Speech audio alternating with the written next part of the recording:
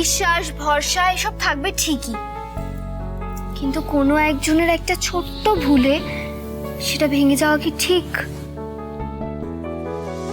বন্ধুত্বটা যেরকম দুতরফা, তেমন ভাঙনটাও তো দুতরফাই হওয়া উচিত, তাই না? একতরফা ভালোবাসা যেরকম কষ্টের, একতরফা বন্ধুত্বও কিন্তু তেমন কষ্টের। আর এটাই তো পৃথিবীর সব থেকে মূল্যবান সম্পর্ক, তাই না পাপাই? আর মুহূর্তের মিসআন্ডারস্ট্যান্ডিং এ যদি বন্ধুত্বটাই নষ্ট হয়ে যায়, তাহলে তো পরে নিজেকেই রিগ্রেট করতে হবে, তাই না? হ্যাঁ, সব ভুলে বন্ধুত্ব করে নাও না মামা। হ্যাঁ পাপাই, আরাধ্যা একদম ঠিক কথা বলেছে।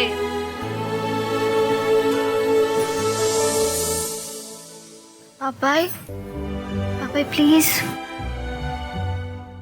অনি ভাইয়া প্লিজ।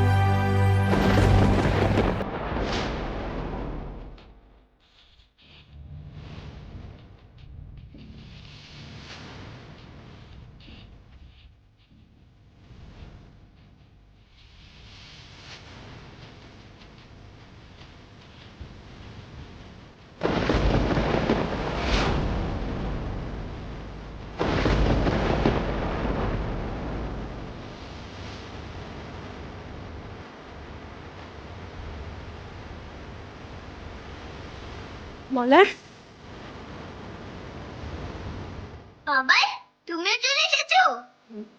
মলার আসলে ওই আরো মিষ্টি আনার জন্য বলছিল ফোন করে। তো আমি যখন অন দ্য ওয়ে আসছি, ভিডিও কল করলো। আমি তো হুট করে দেখলাম ও আরো পড়ে গেল। তারপরে এসে বুঝলাম যে ঔষধের একটা প্ল্যান ছিল। আমি তোমায় কিছু বলতে বলেছি তিয়াস।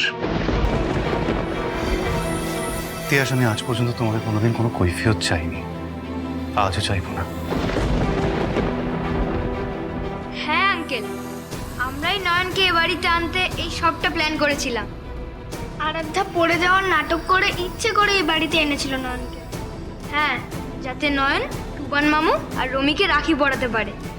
আর মামামের সঙ্গে কিং আঙ্কেলের যে ঝগড়া হয়েছিল সেটা যাতে মিটে যায় এবং তাদের আবার ফ্রেন্ডশিপ হয়ে যায়। খুব ভালো করেছো আরো শোনা, আমি খুব খুশি হয়েছি তুমি এটা করেছো। সবকিছু ঠিক হওয়াতে আমি খুব খুশি হয়েছি। তাহলে আজকে থেকে আর কারোর সঙ্গে ঝগড়া না তো, সবার সঙ্গে সবার ফ্রেন্ডশিপ হয়ে গেল। ইয়েস, আজ থেকে আমি, তিয়াস, অনিরুদ্ধ বাবু আমরা সবাই বন্ধু।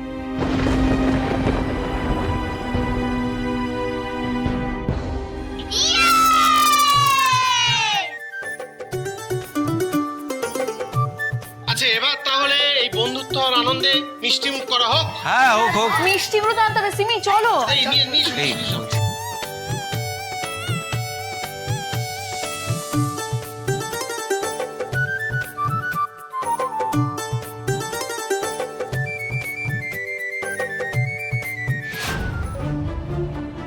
এবার নয়নের থেকে ডিএনএ টেস্টের জন্য স্যাম্পলটা নিতে হবে, কিন্তু সবার সামনে তো কাজটা করা যাবে না। বিশেষ করে ডক্টর মল্লার ব্যানার্জিকে কিচ্ছু বুঝতে দেওয়া যাবে না। নয়ন, একটু শুনবেন প্লিজ? হুম।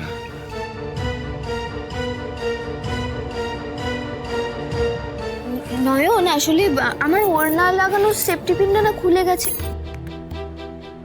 নয়ন, কি হলো? আপনার শরীর ঠিক আছে তো? হ্যাঁ, ওই আর কি, মানে আজকাল না সবসময় কেমন একটা ঘুম পায়, একটা ঝিমুনি কাজ করে, আর ড্রাউজি ফিল হয়। নাইট মেয়ার তো দূর, মানে এত গভীর ঘুমে থাকি, অনেক দেরি হয় উঠতে ঘুম থেকে। হুট করে এটা কি করে সম্ভব জানতে হবে। তুমি কি একটা বলছিলে? ওই যে সেফটি পিনটা ওড়নার খুলে গেছে, একটু লাগিয়ে দিন।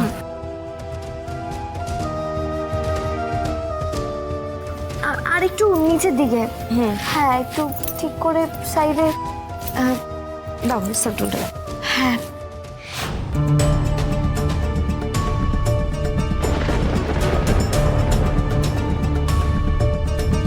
দাও। হ্যাঁ,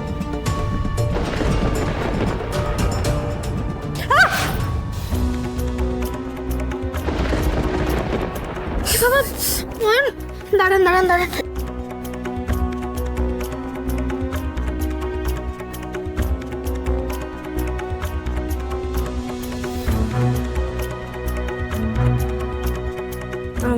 ঠিক আছে, এমন কিছু রাখিনি, জাস্ট একটু আমাকে তুলোটা তো ফেলে দিই। না, আপনি কেন ফেলবেন? আমি আছি তো, আমি ফেলে দেবো। Thank you. অ্যাকসেপ্ট।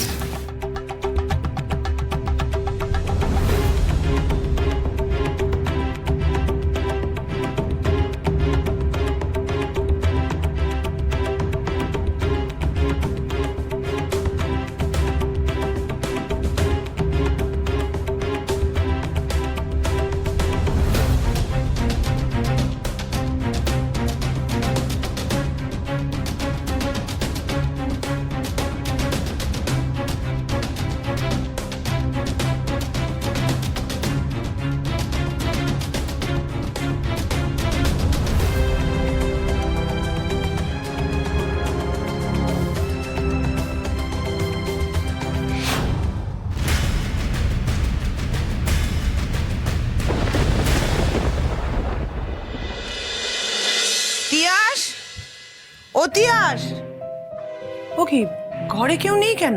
এই কুকু, তিয়াস কোথায় রে? হ্যাঁ, ফোন কর এক্ষুনি তিয়াসকে ফোন কর। মা, এ কি তোরা সবাই মিলে কোথায় গিয়েছিলিস রে? আমরা অনিরুদ্ধর বাড়ি থেকে ফিরছি মা। ভালোই হয়েছে তিয়াস আজকে ওখানে গেছিল। সবার দিনটা খুব সুন্দর কেটেছে। ও প্রমিত আর টুবানকে রাখিও করেছে, দুটো নতুন ভাই পেয়েছে ও। আরো চলো, ফ্রেশ হবে, চলো। কাকিমা, আমি খাবারগুলো গরম করতে গেলাম।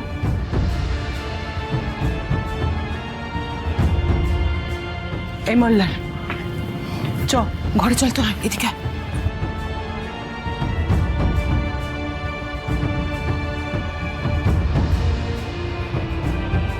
এই মল্লার, তিয়াসে তো ওই বাড়ি যাওয়া কিছুতেই আটকানো যাচ্ছে না। কিন্তু আমাদের আটকাতে হবে মা, কারণ কেউ একজন আছে ওই বাড়িতে যে চায় না যে তিয়াস ওইখানে আরোই হয়ে ফিরুক। কেউ একজন আছে ওই বাড়িতে যে তিয়াসের ক্ষতি চায়। তুমি জানো মা, আজকে একজন সরাসরি কথা আমায় ফোন করে বলেছে, কিন্তু আমি কিভাবে ওদের প্রোটেক্ট করবো? হ্যাঁ, কিভাবে আটকাবো ওদের? আমি তো তিয়াসকে আর আরুকে জোর করে বাড়িতে যাওয়া থেকে আটকাতে পারি না, কিন্তু আমার কাছের মানুষের ক্ষতি হতে দেখে এইভাবে বসেও থাকতে পারি না। মা, আমি ভেবেছিলাম যে অনিরুদ্ধর সাথে ঝামেলা হলে তিয়াস আর আরু দুজনে নিজে বা নিজেই যাওয়া বন্ধ করে দেবে, কিন্তু দেখছি উল্টো হয়ে গেছে। আজকে ওখানে গিয়ে দেখলাম যে ওদের মধ্যে বন্ধুত্ব হয়ে গিয়ে সব সমস্যার সমাধান হয়ে গেছে। এবার আমি কি করবো মা, আমি বুঝেই উঠতে পারছি না। যতক্ষণ না ওই বাড়িতে কে তিয়াসের ক্ষতি চায় এটা আমি জানতে পারি, ততক্ষণ আমি কি করবো মা, আমি কি করবো? হ্যাঁ রে মল্লার, ফোন করে তোকে কি বলেছে রে?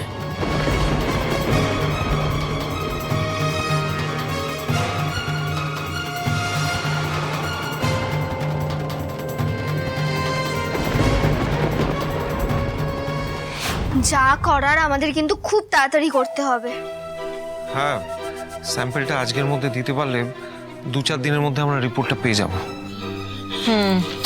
আচ্ছা, আমি কিন্তু সবাইকে বারবার বলছি, বি কেয়ারফুল। অনি যেন এই ব্যাপারে কিচ্ছু জানতে না পারে, কিচ্ছু না। বাবা, যাই করো তোমরা দেখে শুনে সাবধানে করো। হ্যাঁ দাদা, এবার তোরা বেরিয়ে পড়। হ্যাঁ, আসছি। হ্যাঁ, হ্যাঁ, সাবধানে যা। সাবধানে। হ্যাঁ বাবা, কিছু তো একটা করতেই হবে মল্লার। তিয়াসকে ওই বাড়িতে কিছুতেই পা রাখতে দেওয়া যাবে না।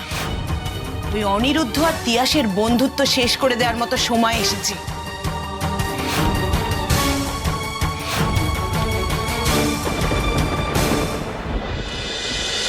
থ্যাংক ইউ বাবা, থ্যাংক ইউ। আজ বুঝলাম বৃথায় আমি তিয়াসের সাথে সম্পর্কটা খারাপ করছিলাম। সবটা ভালো থাকলেই তো সবাই খুশি থাকবে। চলো চলো চলো চলো, এবার ঘুমানোর সময় হয়ে গেছে, ঘুমোতে হবে তো। চলো চলো চলো, উপরে চলো চলো চলো চলো, আস্তে আস্তে আস্তে চলো। এই তো নয়নের কিছু একটা হয়েছে জানো, না হলে এত বছরের ট্রমা এভাবে হুট করে বন্ধ হয়ে যাবে? না না, এটা তো হতে পারে না, কারণ শালিনী আন্টির ট্রিটমেন্টও তো বন্ধ। আমার না ভীষণ মনে হচ্ছে যে ওই বাড়িতে না কিছু একটা ঠিক করছে। কিন্তু আমরা সেটা আটকাবো কি করে? পাপাইয়ের ফোন না কোথায় বাজছে? আরে ওই তো ওইখানে।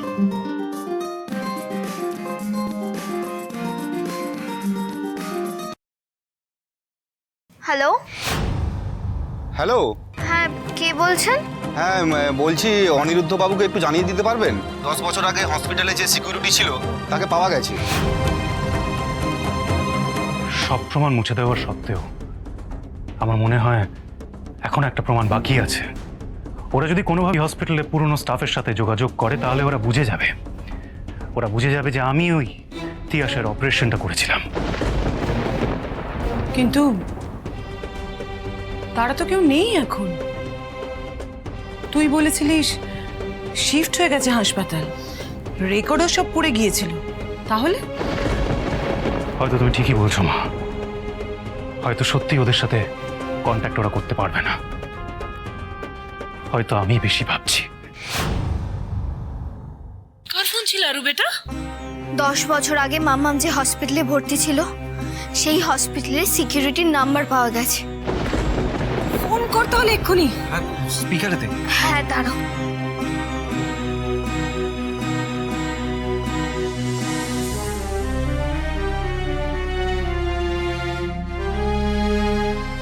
হ্যালো, হ্যালো, আপনি 10 বছর আগে চণ্ডীতলা হসপিটালে কাজ করতেন তো?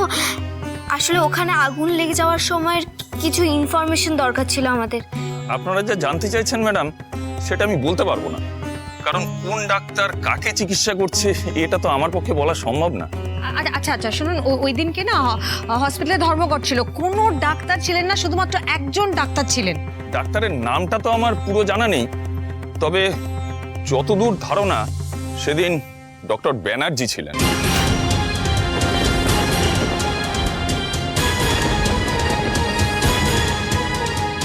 আপনারা যা জানতে চাইছেন ম্যাডাম, সেটা আমি বলতে পারবো না, কারণ কোন ডাক্তার কাকে চিকিৎসা করছে এটা তো আমার পক্ষে বলা সম্ভব না। আচ্ছা শুনুন, ওই দিনকে না হসপিটালে ধর্মঘট ছিল, কোনো ডাক্তার ছিলেন না, শুধুমাত্র একজন ডাক্তার ছিলেন। ডাক্তারের নামটা তো আমার পুরো জানা নেই, তবে যতদূর ধারণা সেদিন ডক্টর ব্যানার্জি ছিলেন। কি বললেন আপনি? ডক্টর ব্যানার্জি মানে পুরো নাম ডক্টর মল্লার ব্যানার্জি, তাই তো? নামটা আমার ঠিক মনে নেই ম্যাডাম, তবে পদবি এটাই ছিল, এটা আমি নিশ্চিত বলতে পারি।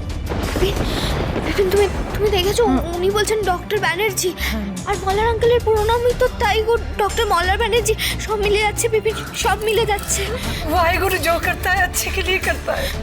এবার আমরা সবটা বুঝতে পারছি বিপিন, আমরা ঠিকই ধরেছিলাম, ওটাই তো আমার মাম্মা। আচ্ছা আমি একটা কথা বলছি কি, শোনো আমার কথা শোনো, একটু শান্ত, আমি হ্যাভ টু কিপ পেশেন্স। হ্যাঁ, আমি কথা বলি। হ্যালো, আচ্ছা ভাই, ওই যে আপনি ডক্টর ব্যানার্জির কথা বলছেন, বলছে তার নাম কখনো তো শুনেছেন, মানে ডাক্তারবাবু নামটা একটু মনে করে হয়তো শুনেছেন কখনো, বা ওনার ঠিকানা, উনি কোথায় থাকেন, যদি কিছু মনে পড়ে একটু প্লিজ জানাবেন, খুব উপকার হবে তাহলে ভাই, প্লিজ একটু। না না ম্যাডাম, আসলে সেদিনকে ওই আগুন লাগার ঘটনার পর অনেককে কাজ থেকে বের করে দেওয়া হয়, অনেকে স্ব ইচ্ছায় বেরিয়ে যায়, আর পুরনো কারোর সঙ্গে আমার কোনো যোগাযোগও নেই, তাই আমি কিছু বলতে পারবো না ম্যাডাম, আমায় ক্ষমা করবেন। না না না না, ইটস ওকে, ঠিক আছে ভাই, যা যা উপকার আপনি করেছেন, যতটুকু বলেছেন সেটাই আমাদের জন্য অনেক। Thank you very much. আমি রাখি তাহলে। হ্যাঁ, সব সূত্র মিলে যাচ্ছে।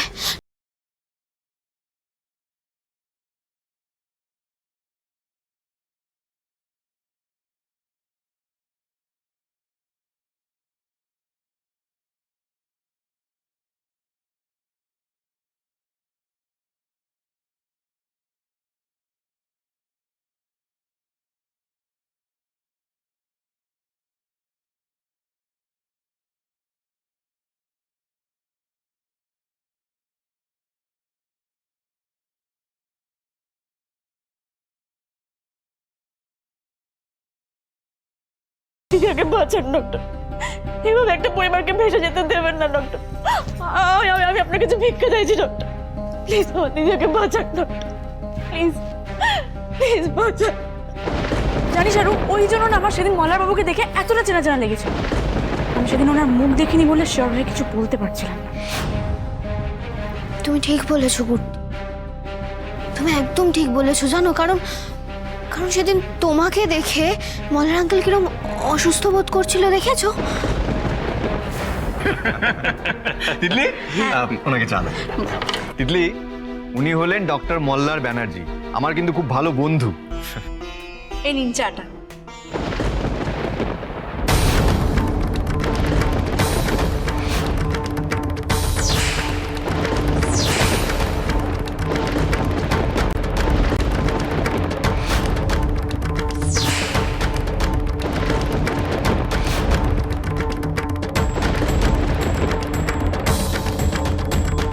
হতে পারে আপাতত সন্দেহের সব তীর মল্লারের দিকেই পয়েন্ট আউট করছে,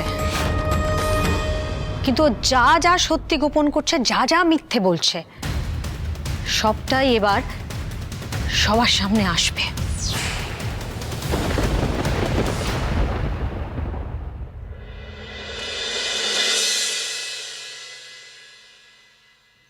আরু শোনা, এই দেখো, এই কার্ডগুলো আমি বেছে রেখেছি, দেখো তো কোনটা পছন্দ।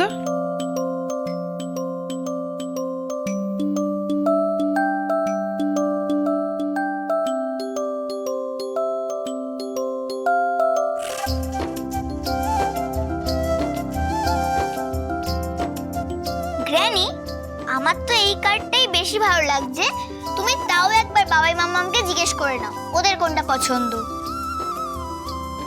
দাঁড়াও, আমি এখনই ওদের ডেকে আনছি। দাদা বাবু, বৌদিমণি, তোমরা কোথায়? তাড়াতাড়ি এসো। ও দাদা বাবু, ও বৌদিমণি। কি হয়েছে? কি রে কুকু, ডাকছিস কি কেন? হয়েছে মা?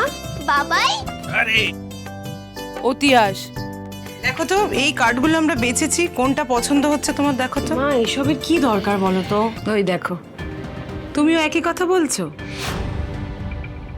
এইবার আমার ইচ্ছে তোমাদের দুজনের খুব ধুমধাম করে বিয়ে দেব। আমার এই ইচ্ছে পূরণ করবে না তুমি?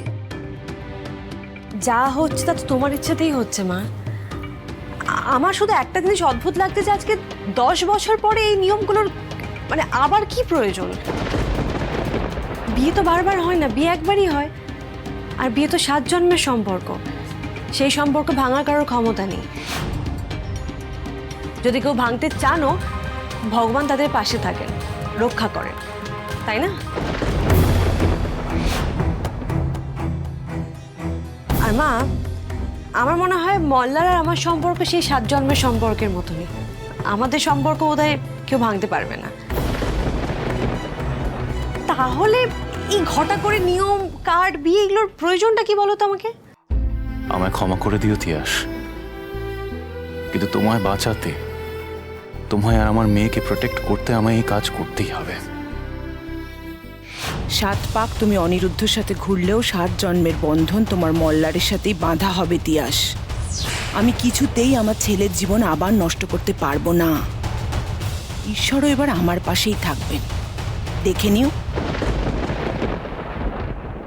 মামাম, দেখো, আমিও তো তোমাদের বিয়েটা দেখতে চাই। আর তাছাড়া আমি গ্র্যানিকে বলেছি যে তোমাদের বিয়েটা যেন ধুমধাম করে দেয়। আর তাছাড়া আমার যে নেমসেক মানে অংশুদি ভাই, সেও তো তার বাবাই মামার বিয়ে দেখেছে। তাহলে আমি কেন দেখতে পারবো না বলো? আর এইবার গেস্ট লিস্ট কিন্তু আমি বানাবো, কেউ না বলবে না। আমি কিন্তু আগের থেকেই বলে রাখলাম। এই না, গেস্ট ডাকার কোনো দরকার নেই।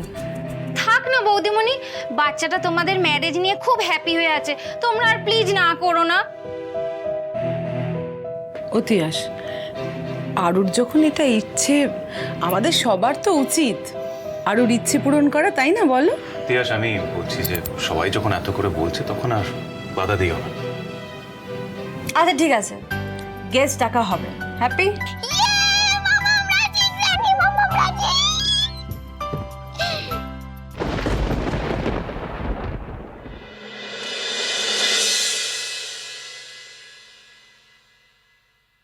মা, মা, আমি একটু বেরোচ্ছি, পড়াতে যেতে হবে অংশু ভাবানদের। পড়াতে যাবে মানে? আরে কদিন বাদে তোমার বিয়ে, কোথায় এখন শপিং করতে যাবে? শাড়ি কিনবে, পাঞ্জাবি কিনবে, অনেক শপিং করবে, তা না এখন পড়াতে যাচ্ছে। মল্লার ওদের দুজনকে নিয়ে শপিং করতে যাও। মামা শোনো শোনো শোনো, শপিং ঠিক আছে, কিন্তু ওদের না মানে বংশীভবনে পড়ানো অনেকটা গ্যাপ হয়ে গেছে, বুঝছো তো, যেতে হবে একবার। ও মামাম প্লিজ চলো না শপিং এ যাই। আমি নতুন ক্লিপ কিনবো, ড্রেস কিনবো, নতুন নতুন রঙের নেল পলিশ কিনবো, খুব মজা হবে, চলো না। হ্যাঁ, আমার এই ছোট্ট আরো শোনার জন্য দেখছি পুরো দোকানটাই আমাকে কিনে নিতে হবে, কি তাই না আমার চ্যাম্পিয়ন? আচ্ছা ঠিক আছে চলো। আসছি, আমি দেখছি, দাঁড়াও।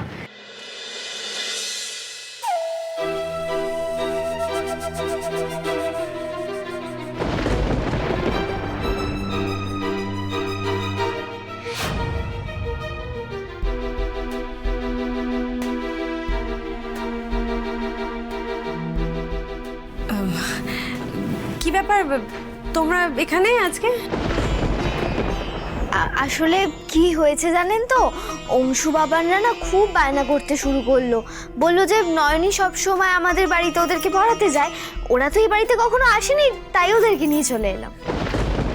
উফ, যতই এদের আলাদা করতে চাই না কেন, ঠিক বারবার চলে আসে।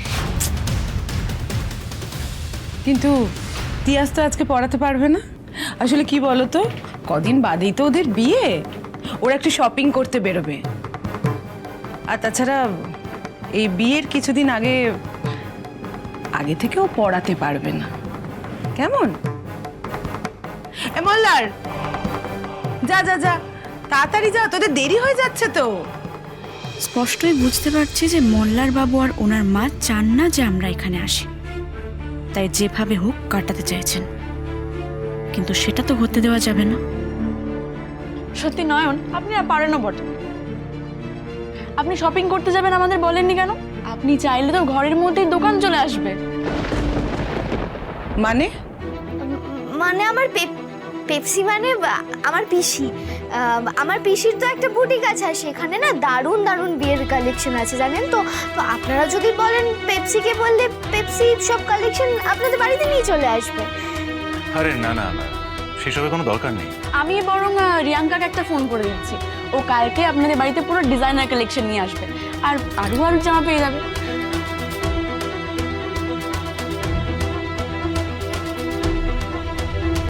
হ্যালো রিয়াঙ্কা, বলছি তোমাকে না কালকে একবার মল্লার বাবুদের বাড়িতে কিছু জামা কাপড় নিয়ে আসতে হবে, ব্রাইডাল কালেকশন কিন্তু। আচ্ছা